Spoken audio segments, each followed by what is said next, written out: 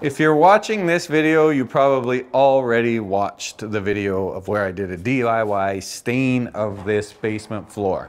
It was a sick entrance. Anyway, I've noticed in the peanut gallery lately that a lot of people are saying, now that it's been a year, how is the floor holding up? So today I'm going to show you a video about that. First of all, it's incredibly durable. I can't believe it. It's like 1,000 times more durable than I thought it would be.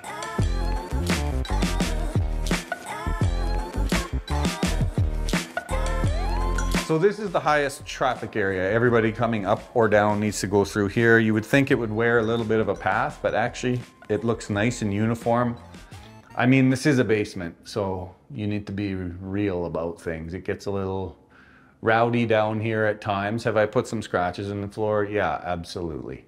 But not nearly as many as I thought I would.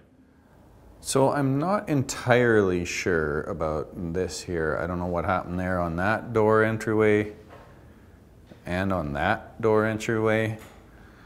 I don't know, maybe there was some glue on the floor that I didn't get off. Maybe I just didn't clean it good enough, but it looks kind of weird on those door entries.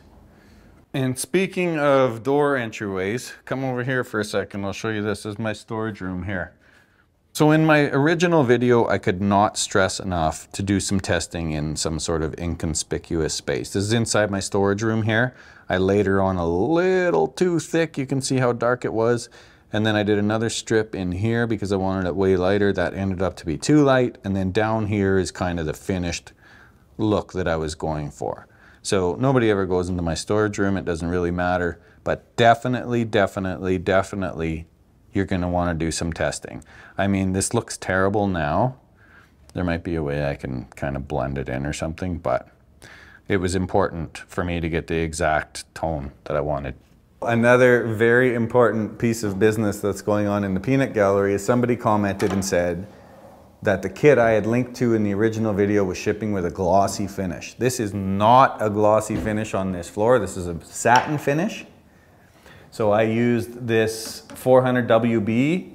It's part A, part B mixed together in a satin finish. It is not a glossy floor, it's satin. It's the look that I was going for. Another thing, just to be sure, the stain I used, this is the exact stain I used, and it's oak. And so I don't know what's going on with the glossy finish. If it were me, I would just order the stain online and don't order a sealer, because you could probably get the sealer at your local hardware store and it'll save you $1 billion on shipping if you get your own sealer. So if it was me, I would just go for the stain. I mean, keep in mind, I'm not affiliated, nor do I make any money by providing you links or whatever. I don't earn anything from this, so it's all just, that's not true. I earn the trust of my 25 subscribers. Really, I don't have anything bad to say about this. I guess when it comes to the sealer, that satin finish, it does feel like it's actually quite slick. It's not that big of an issue for myself, but you know, it could be an issue for an elderly person or somebody who's got some mobility challenges. You know, then you might start thinking about how much of an issue it is. But yeah, it's kind of slippery in a way when you're wearing socks. But I mean, that's the only thing that I can find that's bad about it. I have to say I was like really skeptical about even doing this stain in the first place. I'm super glad that I did it. I'm happy to report that after a year of wear and tear, it looks just as good as the day that I did it, and I would do it again over and over and over. There's your 1-year review of the concrete stain. Hope you enjoy the video. Do with it what you will. There might be a kid on a skateboard coming by. I don't know. Thanks for watching. Love you.